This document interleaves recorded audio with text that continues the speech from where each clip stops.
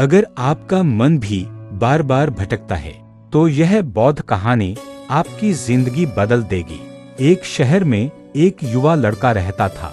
दिखने में होशियार, पढ़ाई में ठीक ठाक, लेकिन अंदर से पूरी तरह टूटा हुआ।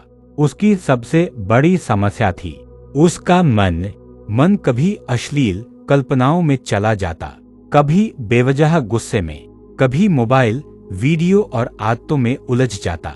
वह रोज तय करता, आज से सब बंद, आज से मैं बदल जाऊंगा। लेकिन शाम होते होते वही पुरानी आदतें फिर हावी हो जाती। रात को सोते समय उसे अपने आप से नफरत होने लगती।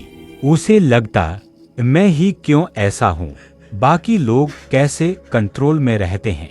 उसके माता पिता उससे ज्यादा कुछ नहीं कहते थे, लेकिन उनकी खामोशी उसे अंदर से तोड़ देती थी।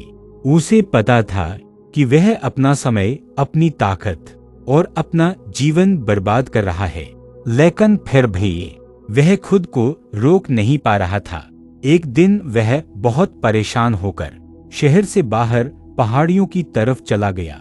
वहां उसे एक बूढ़ा साधु मिला जो शांति से आंखें बंद करके बैठा था। लड़का वहीं बैठ गया और रोने लगा। कुछ देर बाद साधु ने आंखें खोली और धीरे से पूछा, बेटा इतना दुख क्यों है? लड़के ने सारी कहानी सुना दी, अपने गंदे विचार, बुरी आदतें, असफल कोशिशें और आत्मघृणा। साधु मुस्कुराए और बोले, बेटा तुम्हारी समस्या मन नहीं है, तुम्हारी समस्या है मन से लड़ना। लड़का चौंका, मन से लड़ना? साधु बोले, हाँ, तुम हर विचार को दुश्मन मान लेते हो और दुश्मन से लड़ोगे तो वह और ताकतवर होगा। लड़के ने पूछा, तो मैं क्या करूं? साधु बोले, आज रात मेरे आश्रम में रुक जाओ, सुबह मैं तुम्हें एक प्रयोग करवाऊंगा। अगली सुबह साधु लड़के को नदी के किनारे ले गए। उन्होंने कहा, इस नदी को देखो।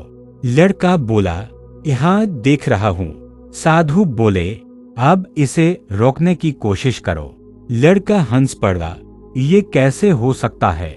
साधु बोले, बस यही तुम्हारा मन है। विचार नदी की तरह बहते हैं, तुम उन्हें रोकना चाहते हो, यही तुम्हारी गलती है। साधु बोले, आज से रोज 20 मिनट शांत जगह पर बैठो, आंखें बंद करो और जो भी विचार आए बस उसे देखो। न अच्छा कहो, न बुरा कहो, न दबाओ, न पकड़ो। लड़के ने पूछा, अगर गंदे विचार आए तो? साधु बोले, तो भी देखो, जैसे बादल आते हैं और चले जाते हैं। जो विचार तुम दबाओगे वही तुम्हें गुलाम बना लेगा। लड़का रोज ध्यान करने लगा। पहले हफ्ते उसका मन और ज्यादा गंदा हो गया। विचारों की बाढ़ आ गई। वह घबरा गया और साधु के पास भागा। साधु हंसे और बोले, एक कमरा साफ करने पर धूल पहले उड़ती है फिर बैठती है, तुम्हारा मन अभी साफ हो रहा है।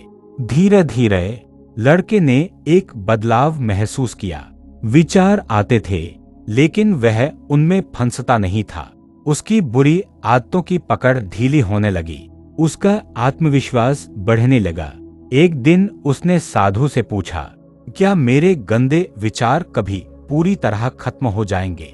साधु बोले, नहीं। लड़का चौंक गया। साधु मुस्कुराए, लेकिन वे तुम्हारे मालिक नहीं रहेंगे। सीख, मन को मारना समाधान नहीं है, मन को समझना समाधान है। जो विचार तुम्हें परेशान करते हैं वे दुश्मन नहीं हैं, वे बस संकेत हैं कि तुम्हें खुद को जानने की जरूरत है।